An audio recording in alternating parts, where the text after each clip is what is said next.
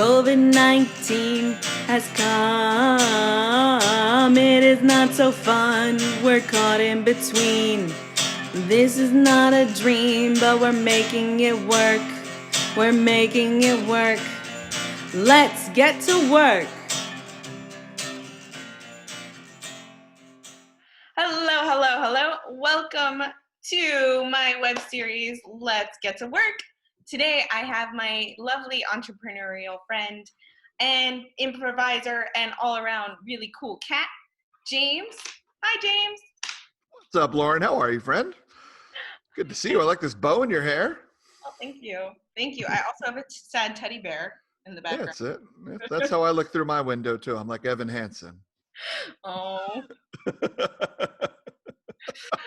Too soon? Too soon?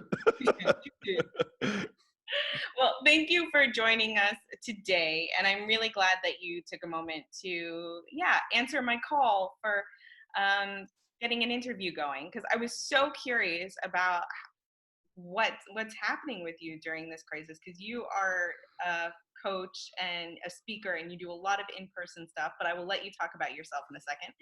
And I was just like, oh my God, how is James handling this? So thank you very much for joining. Absolutely. Thanks for having me. And that is a very good bridge for James. Can you please tell us about yourself?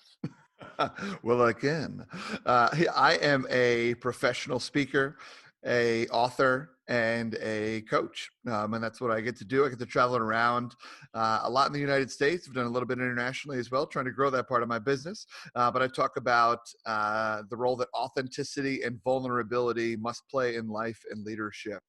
And so it's a very fun topic, a fascinating topic, and it also means that I can't lie to you right now. So, but yeah, so I'm very fortunate. I've been on my own, and been my own boss since 2013, and it was a side hustle for a few years before then as well. So here we go. So, no, you cannot lie to me. So, please tell me, what exactly were you experiencing when coronavirus got real, quote unquote, in the States, and you realized, oh, maybe some things have to change? Yeah. So right before coronavirus, I was experiencing my best year ever, and a lot of growth in my speaker business, which I was really excited. And then I ran into a wall, and all of that promptly stopped. I mean, yeah, I'm very fortunate for what I do. I get to fly on planes and travel around. At least I'm usually on at least 2 to 3 planes a week, and I haven't flown in a month, and the whole business just stopped. Like all I would do a lot of work at universities. Those universities had all their students move out, and then had to figure out how to do online learning. All the companies that I was going to go and do or association meetings that I was going to go and speak at, all of those just got completely canceled. And so so far I have lost 20 bookings, and that's likely to increase as this potentially drifts into the summer and universities have to make what are they going to do in the fall. So yeah, so it's been fascinating. So, I like that you said fascinating, because the other word that I was thinking is fearful, scary. Like, how are you navigating this uncertainty? Because this is, what you rely on. Yeah, absolutely. I mean, it's really hard to not be able to serve people in the way that your strengths are aligned with. And so, like, I know I have a strength of getting on stage and captivating audiences and making them think and making them laugh. And that's really hard to not be able to use your gifts in the way that you've especially grown your business to be able to use your gifts.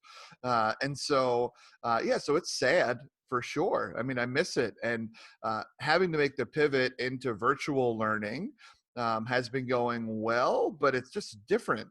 I don't. Everybody's on mute, so when I'm on a Zoom call and I make somebody laugh, instead of hearing that laughter and feeling that laughter, you're hearing that, or you're getting like the Zoom golf clap at the end of your sessions. Like, it's just weird, and it's just not effective for my heart.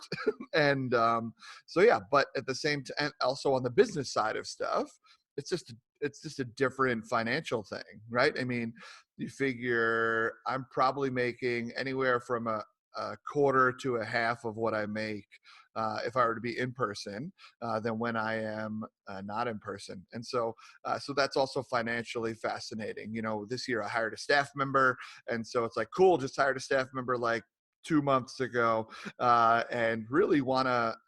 I really love having her, and my wife and I just started our business together just a couple months ago, and so yeah, so it's been very interesting, and yeah, and I would say sad, but also I'm trying not to stay in the sad. So when you are in the sad though, how do you get out of the sad? Sure. What I try to do is I plant. First off, there's some days where you're just allowed to be sad, right? Like you're allowed to feel whatever you're feeling in that moment. We know this to be true. That doesn't mean it doesn't suck. but so when I am in the sad, what I try to do is put little tiny wins on the calendar. You know, like a lot of times I would plant big wins on my calendar of like, hey, I'm going to travel. Like we had plans to travel to Prague, to Berlin, to Vienna, and kind of do 10 days in that stunning part of the world. And that all got canceled. But that was something that we were looking forward to for the past few months. We're like, this is cool. We're building to be able to go on this vacation and completely disconnect and dive into other cultures, which is something we love to do. But that's gone. And so now it's about putting tiny wins on the calendar. Uh, and it is about some of that looks like Zoom happy hours. Some people hate these things, but they're better than being crawled up in the fetal position on my couch.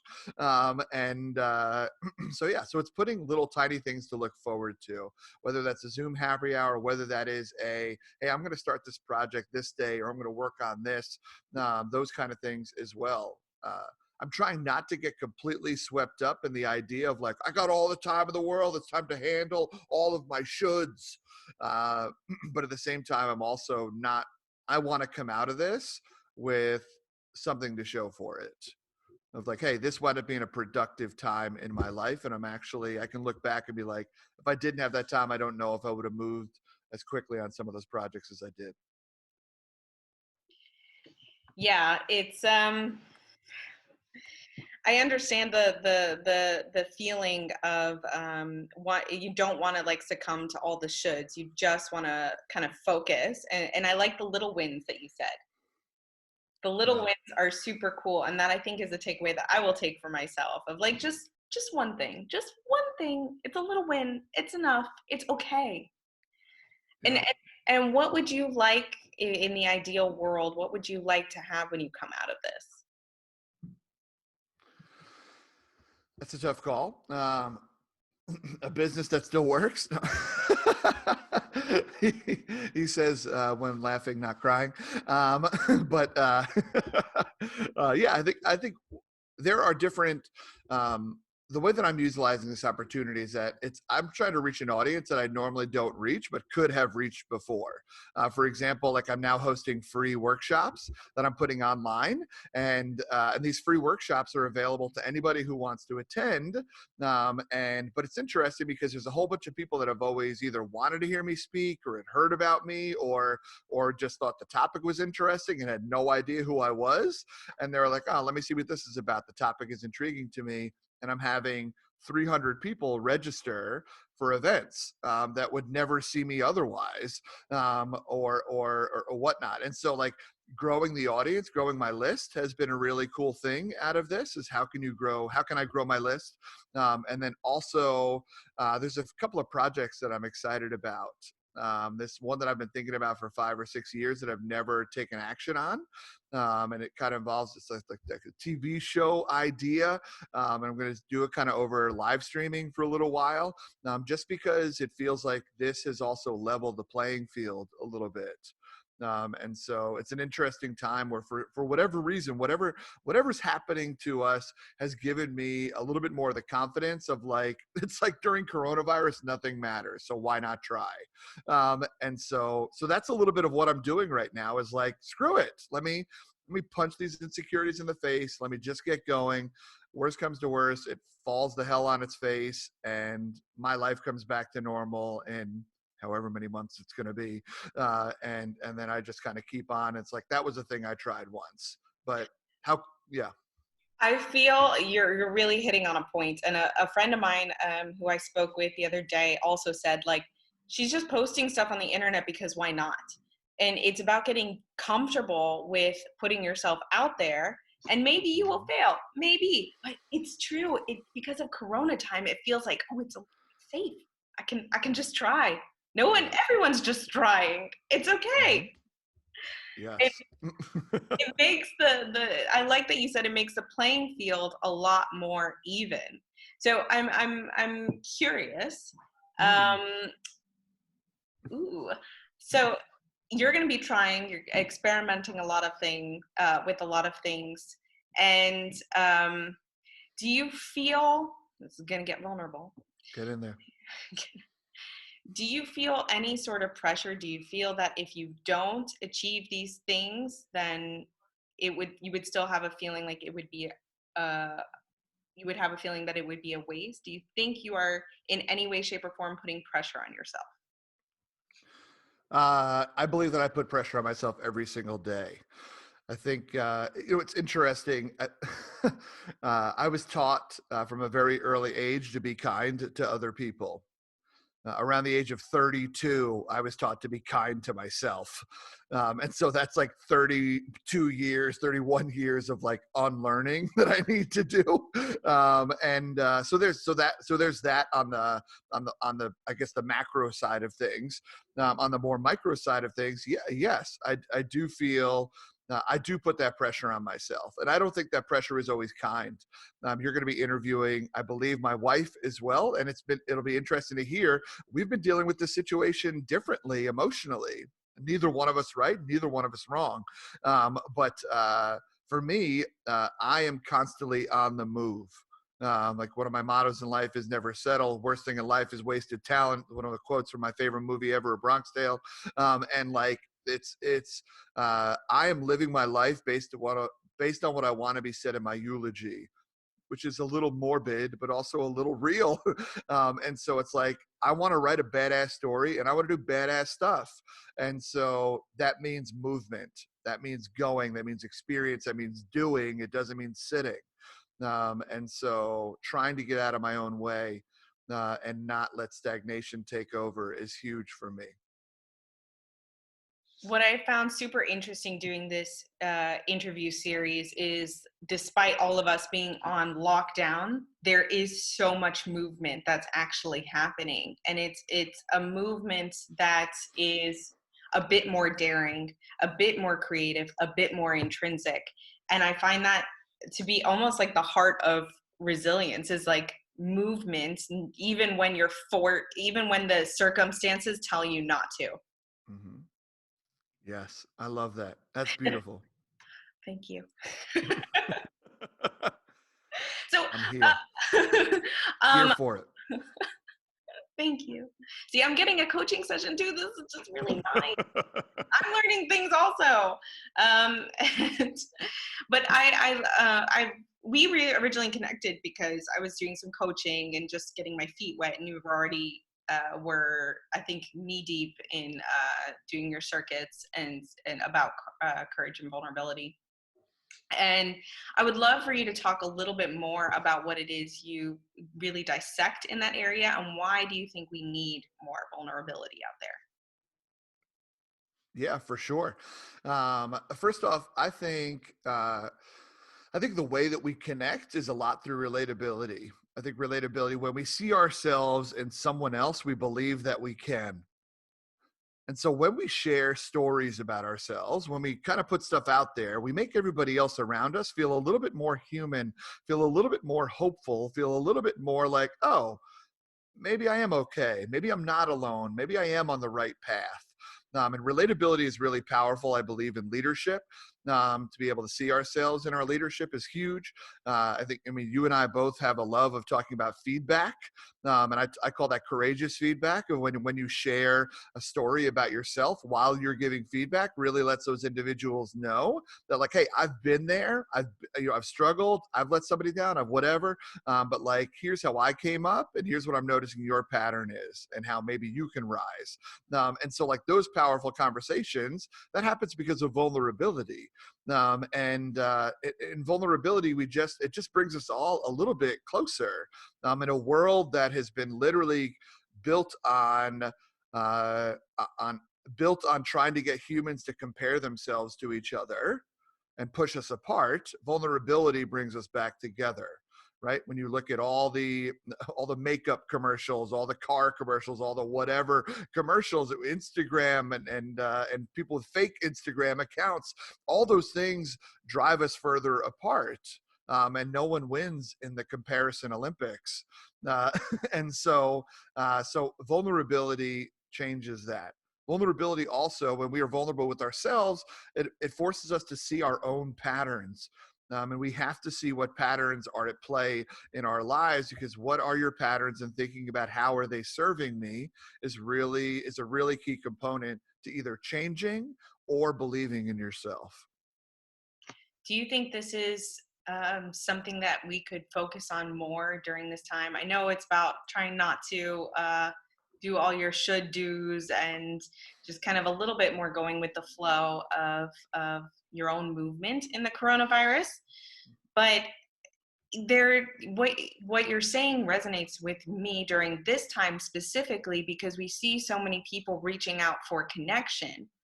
And there's also the other side, because so many people are doing things online, there is that like slight comparison element. So it feels that it's a very good landscape for diving deeper into uh, you as a person and how do you want to be, and getting comfortable with that vulnerability. Yeah, I think this is a great time. Yeah, I mean, why not? It's a little bit of there's a little bit of safety knowing that we have our couch right next to ourselves. Like, if we try, it's like, all right, well, that failed. Guess I'll go cry on my couch and crush some Netflix for a minute. But there's this, I don't know, this is the time. One of my favorite quotes of all time is from my philosophy professor in college, and he was talking about how the moment is more important than what comes after the moment. And this is a cool moment. And if we spend this whole time dreaming about what could have been, and what we're missing out on, then we're not focused on what is now possible.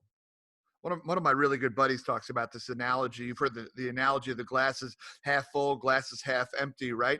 And he talks, he talks a lot about this analogy, and specifically, he says it's not about whether the glass is half full or glass is half empty. He says it's about trying to figure out how to fill the glass. And I love that. My buddy Justin Jones Fosu talks about that, and that's a brilliant analogy right now, because I think many people, and me on my dark days, which certainly happened during this coronavirus pandemic, I'm looking at the glass half empty. What don't I have? Now, what did I lose? I miss restaurants. I'm an extrovert. I miss hugs. I miss like all these kind of things. And on my dark days, I'm sad. And they're longer days. And so, but on other days, I'm focusing on how to try to fill the glass. So it's a balance.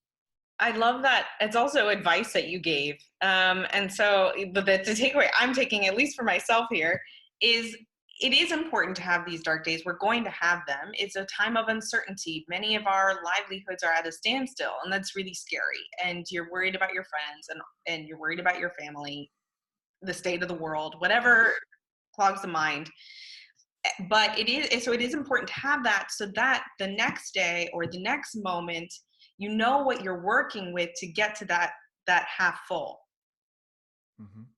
So Yes. it's like they at least what I'm taking out of it, maybe this is not intended, but like they coincide. So in order for you to be able to look at it like as a half full approach the next day and keep that movement going, you need to know where your base is. Yeah, I completely agree. Yeah, I love that analogy, or the way that where you took that analogy, for sure. That's brilliant.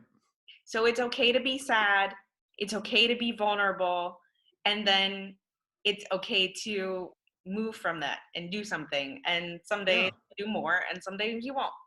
Exactly. It's just like what you hear a lot of people. I don't know if a lot of your friends are saying this, Lauren, but a lot of my friends are saying that they feel bad for like missing restaurants or missing travel or missing all those other things when there's people out here losing their lives, or battling to help other people keep their lives. And turns out we as human beings are complex, and we can both feel loss and empathy at the same time.